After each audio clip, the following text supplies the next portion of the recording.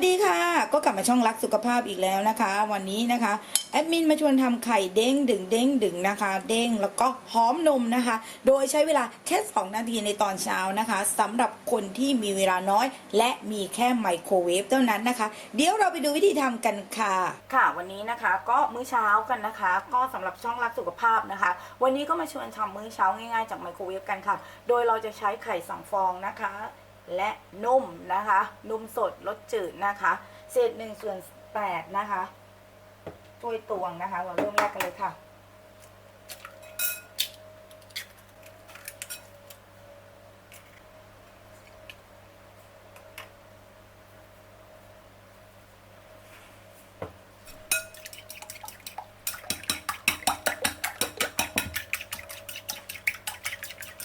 อย่างนี้นะคะเดี๋ยวเราเข้าไมโครเวฟกันค่ะด้วยไฟนะคะประมาณ700นะคะนี่นะคะ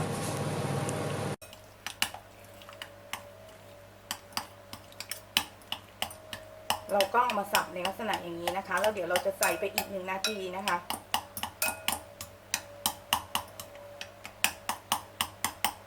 เดี๋ยวเราก็ใส่ไปอีก1 นาทีนะคะด้วยไฟนะคะประมาณ700นะคะนี่นะคะ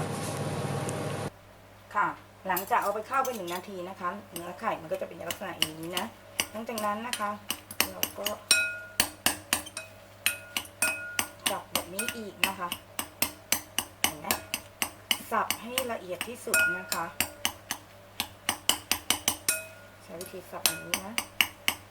เนื้อไข่ก็จะเด้งมากเลยเห็นไหมคะ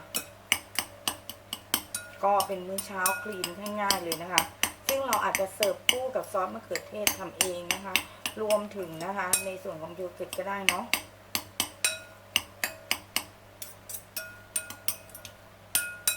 เห็นไหมคะ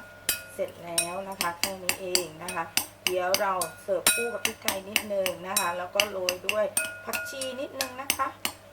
โรยด้วยต้นหอมผักชีหรืออะไรก็ได้ที่เราอยากโรยนะ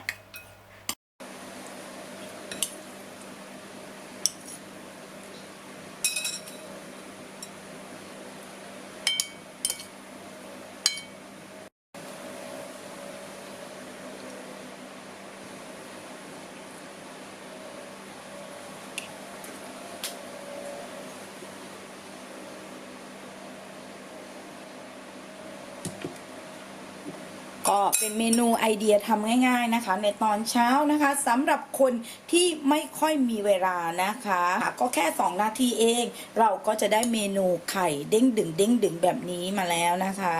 ก็สำหรับคลิปนี้นะคะทีมงานรักสุขภาพขอลาไปก่อนค่ะถ้าชอบคลิปนี้อย่าลืมกดไลค์ให้พวกเราด้วยนะคะและที่สำคัญอย่าลืมกดแชร์เพื่อบอกต่อคลิปดีๆค่ะเจอกันใหม่คลิปหน้าสวัสดีค่ะ